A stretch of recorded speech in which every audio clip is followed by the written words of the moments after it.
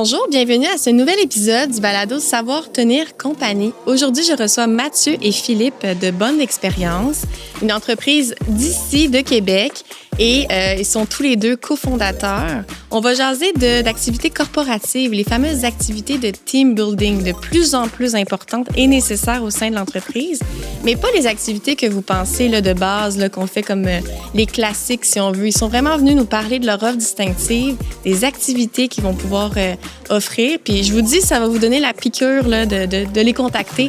Donc, on va parler un petit peu de leur portrait d'entreprise, de l'histoire derrière la création, puis tout ça le temps d'une vingtaine de minutes. Bon épisode.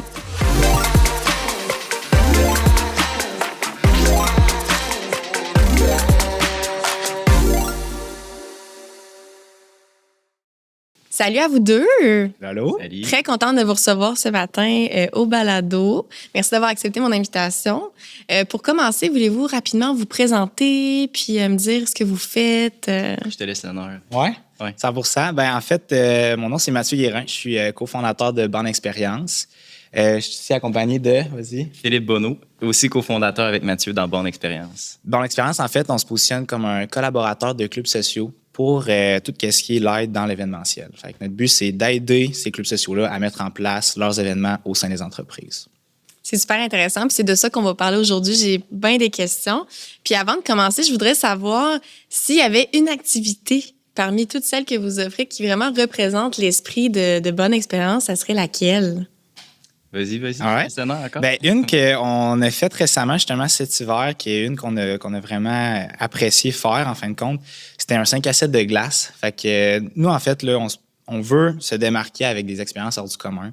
Fait que là, on est allé pousser un peu le principe un peu plus loin d'un 5 à 7. Puis, c'était sur la thématique hivernale. Fait qu'on a collé un sculpteur professionnel qui fait l'hôtel de glace, qui se promène autour du monde. Il donnait un cours de sculpture. Ceux-là qui n'aimaient pas ça, faire de la sculpture, il y avait de la pêche à la glace à côté.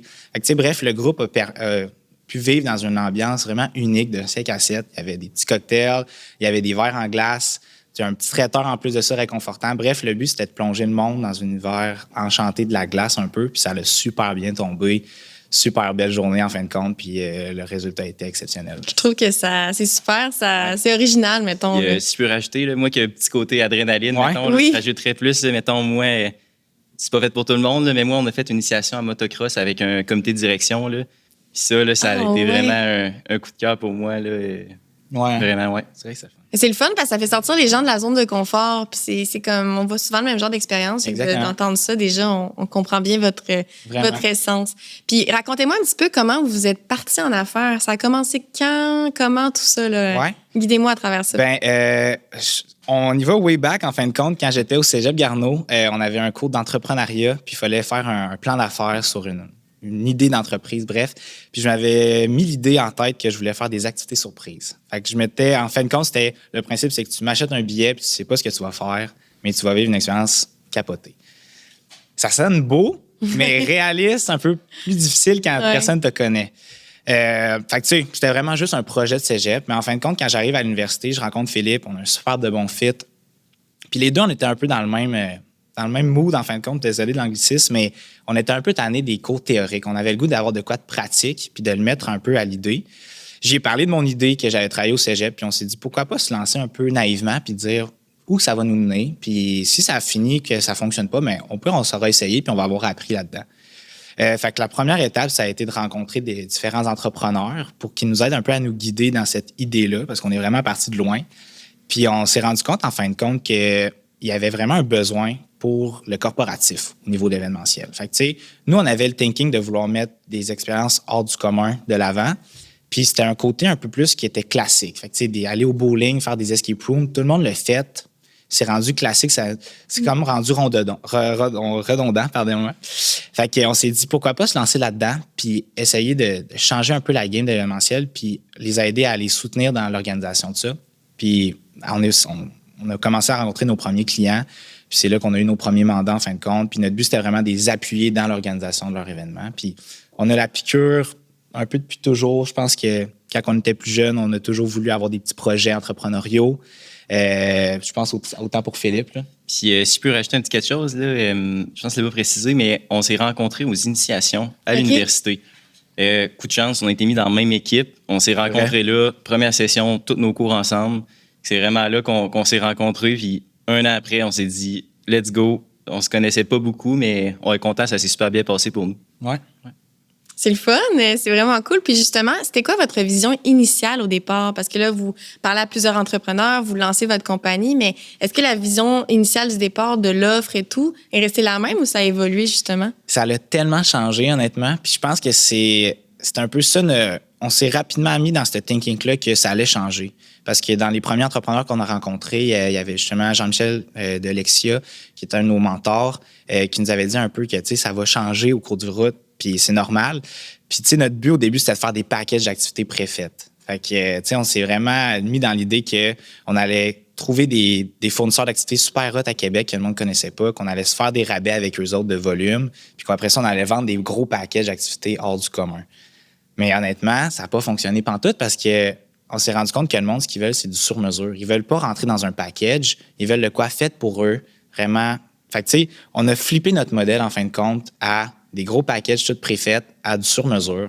Puis depuis qu'on a fait ce saut-là, honnêtement, tout un peu a déboulé en fin de compte, puis ça a vraiment bien fonctionné. On est allé de mandat en mandat, elle a répondu bien encore.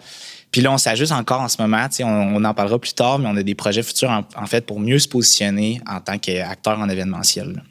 Puis si je peux rajouter, la première année, ça a été pour nous beaucoup d'essais-erreurs. Il y a même une fois qu'on a fait faire des pamphlets, qu'on est allé marcher dans Saint-Roch, aller voir les entreprises, pitcher nos packages qu'on avait préfaits. Même ça, ça a été un flop total, honnêtement. On en a vendu 0 avec ça. Fait que c'est vraiment à partir de là qu'on s'est réajusté aussi. Là. Mais tu sais, quand on dit qu'on est allé naïvement, c'était vraiment en mode, on essaie de... Tu sais, on n'avait pas peur d'essayer de quoi. Puis ça, dans le fond, on avait fait une fausse article de journal, puis c'était écrit le top 5 des activités à Québec. Ah, c'est cool, ouais. Puis c'était tous nos packages, dans le fond. C'est juste qu'on les avait fait sous forme d'articles. Puis on a passé, là, je pense, 2 jours de temps à aller à toutes les portes de commerce. Mais tu sais, de un, on n'allait pas voir les bonnes entreprises. C'était des commerces. Fait que c'est pas nécessairement du monde qui... Tu sais, des entreprises qui mettent beaucoup d'efforts en termes d'activité à l'interne. Puis, tu sais, c'était des packages préfaits. Fait que ça fonctionnait pas à ce niveau-là. Mais ça nous a permis de cogner à des portes à plein de monde, puis jaser à plein de monde. Puis c'est à partir de après ces 2 jours-là qu'on a passé à cogner à toutes les portes qu'on s'est rendu compte qu'il y avait quoi qui clochait. Tout le monde nous disait que c'était hot, mais il fallait faire d'autres choses. Puis honnêtement, l'expérience était vraiment bonne parce que ça nous a appris comment pitcher aussi notre projet. Tu sais, quand on va voir des gens qu'on connaît pas, il faut que tu te présentes, il faut que tu expliques c'est quoi qu'on fait, il faut que tu expliques c'est quoi. Tout ça, c'est quand même déstabilisant la première fois qu'on fait ça, mais à force d'en faire pendant 2 jours, on s'est habitué. Puis ça a été quand même une expérience qu'on a retiré quelque chose de positif. Ouais. C'est ça, puis c'est comme ça que tu le sais, là, qu'il faut que tu t'essayes. C'est pour ça, déjà là, je vois full de résilience. Tu sais, vous avez la fibre entrepreneuriale, vous êtes lancé rapidement. Tu sais, je suis sûre que vous avez plein de conseils à donner à du monde qui se lancent pas puis qui sont pas capables. Mais justement, de dire, essaye. Tu n'as rien à perdre, là. Tu sais, faut que tu fasses des expériences puis que tu commences quelque part. Honnêtement, c'est ça qu'on s'est fait conseiller. Allez-y, apprenez au fur et à mesure. Puis pour nous, on pense encore que c'est la meilleure chose à faire. Oui. Ben oui, c'est sûr. Vraiment, la pratique, c'est l'important. Puis pour bien comprendre un peu votre offre distinctive, là, si par exemple, moi, je suis en entreprise, j'ai un club social déjà.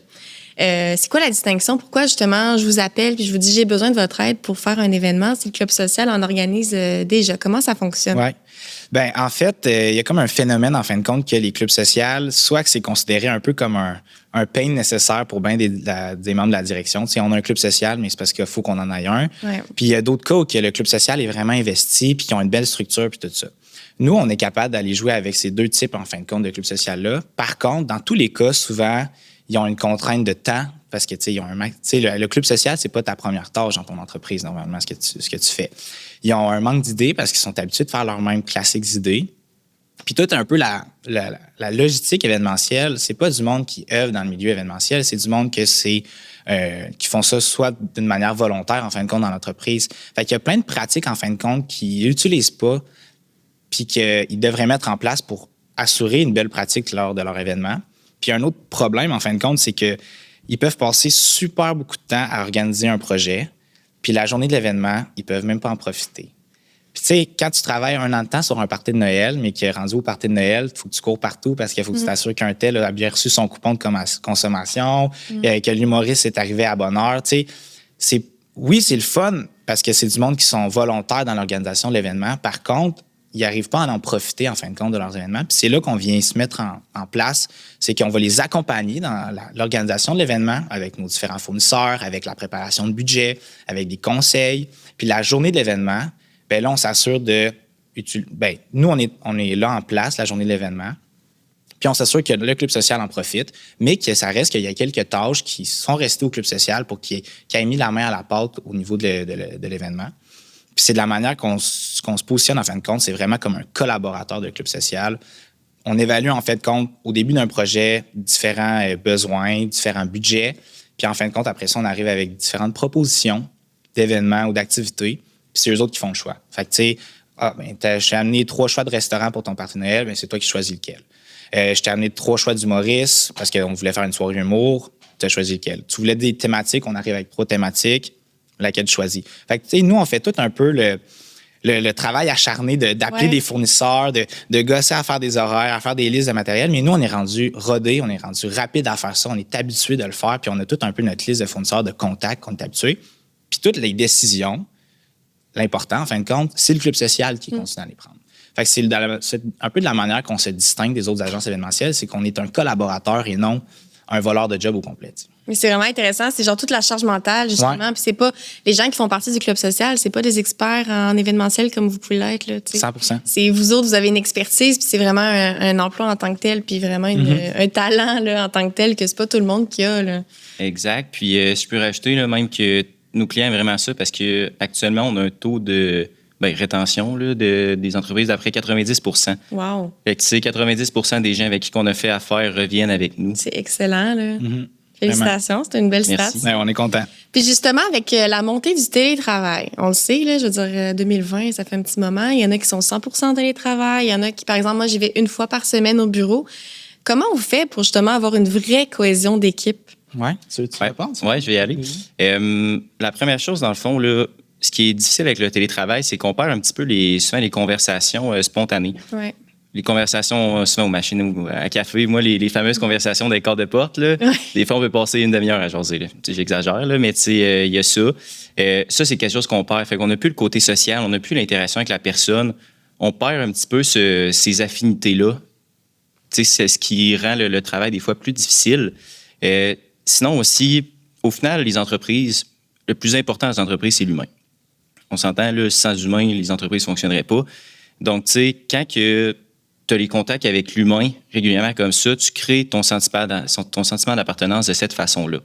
Sans ça, oui, il y a des conditions de travail, oui, il y a d'autres choses qui peuvent créer un sentiment d'appartenance, mais c'est vraiment le point principal. Fait que ça rend, avec le télétravail, plus difficile.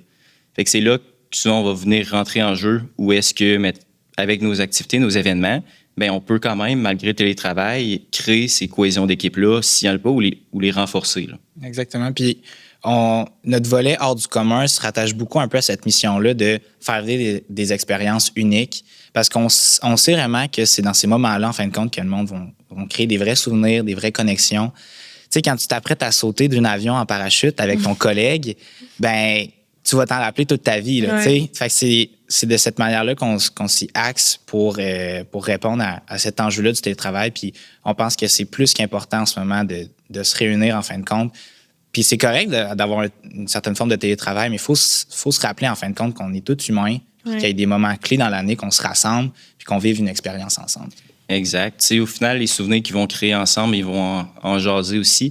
Ça crée des liens, veux pas, quand tu vis des choses comme ça ensemble. Mais c'est ça, puis ça a un impact après sur ta productivité au travail, sur comment la personne réfléchit. Tu sais, juste de la manière que tu es dans une activité, puis que des fois, il faut que tu travailles en collaboration, mais après ça, tu es capable de le ramener dans ton quotidien. Là. C'est drôle, je parlais avec quelqu'un au RH de nos clients récemment, puis il y a comme une... Quand tu rencontres pas tes collègues dans un contexte hors du travail un peu, il y a comme un peu des petits tabous qui se créent au fil du temps quand tu travailles. Tu sais, il y a des choses que tu n'es pas prêt à dire à quelqu'un, mais quand vous réussissez à réunir les membres d'une équipe dans une situation différente du travail, bien, on dirait que les barrières tombent, puis tout ce qui est communication, relation, tout en fin de compte, c'est beaucoup plus simple, puis ça permet en fin de compte que quand tu arrives dans un milieu de travail, bien, tu as connu, en fin de compte, vraiment concrètement le monde qui était autour de toi. Puis c'est beaucoup plus facile de communiquer ensuite de ça. C'était ma question, justement, l'impact positif des activités sur le quotidien. Là, c'est littéralement ça. Là. Après ça. Exact. Tu travailles mieux aussi. Là. Quand tu connais les personnes, tu arrives dans le meeting, mais c'est beaucoup plus stimulant aussi. On a toute l'image. Là, des fois, on arrive dans un meeting, après 10 minutes, on n'est plus là. Des fois, on est dans la lune, on est distrait. Tandis que là, tu as des liens avec la personne. Fait que c'est beaucoup plus difficile d'être distrait. C'est vrai. Là, tu commences à... Tu as comme une compassion, une empathie qui se développe aussi. Tu vois plus cette personne-là juste comme une collègue. C'est super intéressant. Puis pour vous, c'est quoi, justement, votre définition d'une équipe là, qui bande, là, qui est vraiment cohésive puis qui travaille bien ensemble? C'est vraiment une équipe qui réussit à aller au-delà du travail au quotidien, je pense. Là, une équipe qui va justement créer des liens, qui aussi va apprendre à connaître les forces et les faiblesses de chacun. Et ça va vraiment faire une différence quand on travaille en équipe, là, parce que ça va permettre de comprendre mieux la personne, aussi d'avoir un meilleur respect pour la personne. Puis souvent, les tâches vont mieux aller, la séparation des tâches. Fait que c'est vraiment, pour moi, là, c'est vraiment ça, connaître les forces et les faiblesses. Puis ça prend du travail pour apprendre ça. Là. Certainement. Puis un des enjeux qu'on a, c'est... Mais pas des enjeux en fin de compte, mais un des enjeux qu'on veut aborder, c'est la dynamique d'une équipe. Certaines fois, ils ont des objectifs plus précis. Cette année, on veut travailler la communication. Cette année, on veut dépasser nos limites. Bien, on va axer nos propositions d'activité en fonction de leurs objectifs. Puis c'est là qu'on va vraiment avoir un direct impact sur la situation en tant que telle des relations dans l'équipe. C'est vrai parce que des fois, tu fais une activité, mais tu penses même pas à toute la réflexion derrière, tout l'impact que ça va avoir après sur ta... Tu sais, autant, je dis n'importe quoi, mais OK, prends des spaghettis, il faut que tu fasses... c'est une activité poche, là, mais on l'a tout fait à l'université, là. Faut que là, finalement, tu commences à collaborer avec plein de monde différents, tout ça, puis là, t'es comme, hey, OK, tu comprends après l'impact que ça a eu, fait que des activités, justement, hors de l'ordinaire, mais là, c'est encore plus fort, là. Ouais. C'est ça. Puis, avez-vous comme des données ou des observations, justement, sur la motivation puis la rétention? Vous l'avez abordé un peu tantôt, là, quand même. Là. C'est sûr qu'on est un peu comme un domaine comme les RH, si je peux dire. C'est dur quand même de quantifier. Tu sais, je peux pas arriver et dire à mon client, par exemple, mon activité là, va permettre à des employés d'avoir 20 de plus de production pendant les 3 prochains mois. Ouais. Ça marche pas comme ça. Par contre, une statistique que je trouve quand même intéressante, qu'on utilise souvent, là, c'est qu'il y a une étude qui a été faite auprès des employés d'entreprise et 71% des employés pensent que le team bonding améliore la culture des employés, la culture de l'entreprise. C'est juste ce chiffre-là montre à quel point c'est important pour l'employé. Définitivement. Tu sais, il y aurait d'autres stats, mais un peu plus premier niveau qu'on pourrait présenter en montrant mais le taux de participation de vos activités augmente par temps lorsque vous faites affaire avec un collaborateur de clubs sociaux, par exemple, ou la satisfaction des employés lors d'une activité est beaucoup plus élevée. Mais en termes de... étant donné qu'on est dans le domaine de l'événementiel, qu'on s'agrippe un peu au milieu RH, bien, les données concrètes, en fin de compte, de productivité au travail sont un peu plus compliquées à aller chercher. On travaille en fin de compte là-dessus pour au futur. C'est plus du long terme aussi, oui, parce que c'est ça aussi, je participe à des activités fréquemment, je vois mes collègues, c'est le fun, j'aime mon travail, fait qu'à long terme, je vais être susceptible de rester, puis là, ça va de soi aussi. Exact. Tu sais, une statistique aussi qui est le fun que nous autres, on a remarqué, c'est que quand on a des clients qu'on fait souvent affaire avec eux, on a déjà entendu, entre autres, là, des gens dire qu'ils vont venir juste parce que c'est nous qui l'organisent. Ouais. Ça, c'est le fun. C'est vraiment quelque chose qui est gratifiant aussi pour nous parce que là, on sait qu'on fait une différence. C'est ça, 90% des gens qui reviennent, c'est que les employés ont adoré ça, eux, ils sont satisfaits de ça, puis justement... Certainement. C'est cool. Fait que, gang, ceux qui nous écoutent, là, en tout cas, à la fin, on laissera les coordonnées, justement, 100%. Pour ceux qui veulent vous contacter. Est-ce que ça vous arrive vous-même de tester les activités avant de les proposer? Avez-vous une anecdote à nous raconter par rapport à ça? Phil, c'est tout le temps le chanceux des deux, on dirait. Écoute, on aurait dit qu'à chaque fois, c'est le temps d'aller tester une activité. Mathieu est à l'extérieur, c'est seul qui est disponible. Fait que c'est arrivé quelques fois, mais écoute, je pense que mon coup de cœur d'aller tester quelque chose, c'est quand j'ai été tester le canyoning avec Canyoning Québec, là, puis au Mont-Saint-Anne. C'était vraiment, vraiment trippant. Je me suis greffé un peu à un groupe, là, puis... c'est vraiment bien fait. Là. Moi, j'ai aimé ça parce que, tu sais, oui, tu es capable de vivre un petit peu d'adrénaline, mais c'est super sécuritaire. Le staff est super fin. Ça, j'avais vraiment aimé ça. Fait que ça a été vraiment mon... Ça, c'est en wetsuit avec le petit casque. Oui, là. exact. En plus, là, c'est en plein ça. C'est ça en équipe. Là, exact. Imagine, moi, je suis à l'extérieur, puis je reçois une photo de Phil avec son petit casque, et petit match, je suis en train de tester l'activité, puis je suis comme, c'est chanceux, toi. Exact. C'est une belle activité, ça. Oui, vraiment. Puis, avez-vous des projets à venir, des choses qui s'en viennent de votre côté que vous pouvez nous partager aujourd'hui? Là? Oui, en fait, ça fait quelques mois qu'on travaille sur une offre un peu plus grosse, plus concrète, parce qu'à travers les 2 dernières années, on a quelques clients, en fin de compte, qui sont là sur une base plus annuelle. Fait que ça veut dire qu'on les reçoit ou qu'on collabore avec eux à différents moments dans l'année, plusieurs fois. Puis on s'est rendu compte qu'il y a comme un volet un peu stratégique à ça. Puis on a vraiment un impact avec eux. Puis de plus qu'on fait des événements avec eux, plus qu'ils sont satisfaits, plus que nous, on répond encore mieux au projet, en fin de compte. Puis pour nous, c'est un peu nos clients chouchous parce qu'on est habitué de travailler avec eux autres, puis on aime ça. Puis on s'est rendu compte, en fin de compte, qu'il y a des grosses entreprises, tu sais, comme des Ubisoft de ce monde, des Beneva, tu sais, des grosses entreprises qu'on entend souvent parler qu'ils ont des départements à l'événementiel, tu sais, qui ont du monde temps plein fait pour ça. Il y a des entreprises, par contre, qui voudraient en avoir un et qui ne sont pas prêts à débourser 3-4 salaires à temps plein pour faire des événements. Par contre, il y aurait un certain engouement ou un certain budget, en fin de compte, à mettre pour avoir un département à l'externe qui les aiderait sur une base annuelle. Fait que nos différents clients, en ce moment, qui sont sur une base annuelle, notre objectif dans les prochaines années, en fin de compte, dans les prochains mois, c'est de les amener sur une base de structuration, en fin de compte, de département à l'événementiel à l'externe.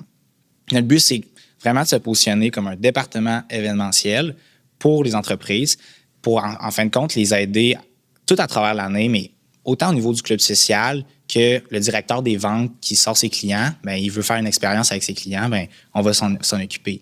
L'entreprise lance un produit, ne veut pas s'occuper de l'organisation du lancement de produits dans leur entreprise, bien, la lègue à nous. Parce que ces clients-là qu'on a régulièrement, on s'est rendu compte qu'on les aidait pas juste pour leur activité de club social, en fin de compte, c'est pour tout leur volet événementiel de leur bureau, bien, on vient les aider. Fait que pourquoi pas offrir une offre beaucoup plus stratégique, en fin de compte, sous forme, par exemple, de phase où on pourrait évaluer les différents besoins à travers l'année. Puis ensuite de ça, on met une grosse planif annuelle, on les soutient à travers différentes étapes de tout l'événementiel. Puis à la fin de l'année, on se fait un bon bilan de voir qu'est-ce qui a bien fonctionné, qu'est-ce qui a moins bien fonctionné, qu'est-ce que l'année prochaine, on va vouloir mettre de l'avant.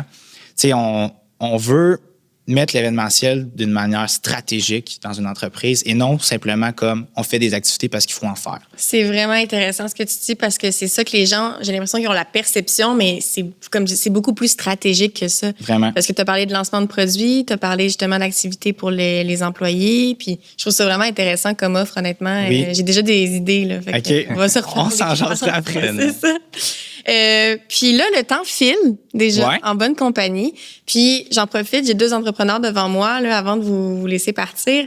C'est quoi le conseil ou les conseils là, que vous pouvez donner à quelqu'un qui nous écoute puis qui hésite encore à se partir en affaires? Tu sais, vous l'avez fait, vous, genre les 2 pieds joints, clac, vous êtes partis. Là. Je pense que dans notre cas, la première chose qui nous a vraiment aidé, ça a été de rencontrer des entrepreneurs, puis pas juste des entrepreneurs, mais des gens qui travaillent dans le domaine. Peu importe le domaine, il y a des gens qui vont vouloir aider. Et honnêtement, on ne s'est jamais fait dire non à aller rencontrer quelqu'un. Le monde sont vraiment contents de nous aider. Honnêtement, là, on a été super bien accueillis, super encouragés. On a eu beaucoup de positifs là-dedans. Et ça nous a vraiment aidé à amener le modèle d'affaires où il est aujourd'hui. Ça, moi, je dirais que c'est la première chose. Oui. Puis la deuxième chose, c'est de vraiment pas hésiter à se lancer. Ouais. Je vais dire le mot un peu naïvement, parce que c'est un peu ça, l'entrepreneuriat. Mais d'apprendre au fur et à mesure, puis honnêtement, c'est correct de faire des erreurs. Il faut juste en apprendre de ces erreurs-là. Fait que c'est vraiment... Je pense que j'en rajouterais un, en fin de compte. Ça se relie un peu à la naïveté, mais le fameux MVP qu'on entend dans nos cours, par exemple, à l'université, de faut que tu te lances un MVP. Mais des fois, ça peut être vraiment, vraiment simple, puis de se tester. La première été, on n'avait pas réussi à avoir nos assurances événementielles parce que c'est vraiment compliqué à avoir. Puis on voulait lancer un événement pour cet été-là, bien, on a fait un test avec notre famille. Fait qu'on a accueilli une quinzaine de personnes de nos amis, de nos familles, puis on leur a fait une journée d'activité capotée. Puis ça nous a permis de nous tester puis de voir comment on opérait. Focus group, là. Vraiment, de se lancer puis d'y aller naïvement, de bien s'entourer, c'est ça, je pense qu'il faut retenir, de ne pas avoir peur. C'est sûr qu'il va y avoir des erreurs, des tests, mais c'est ça, tu sais. Puis dans n'importe quoi, là, c'est comme ça qu'on avance. Donc, on retient ça pour ceux qui veulent se partir en affaires. Bien, merci à tous les deux. C'était vraiment le fun. Puis peut-être qu'on va se revoir dans une activité. Justement, peut-être pas sur un parachute, là, on s'en reparle, mais quelque chose de le fun. C'est sûr qu'on se revoit bientôt. C'est un plaisir. Merci beaucoup. Un plaisir.